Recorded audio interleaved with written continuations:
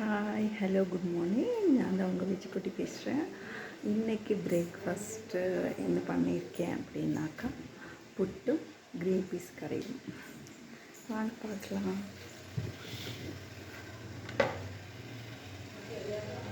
புட்டு ഉണ്ടാക്കിயிருக்கேன், ready ஆகிட்டு இருக்குது. இனியும் ரெடி ஆக்கணும். പിന്നെ ഗ്രീൻ പീസ് കറി.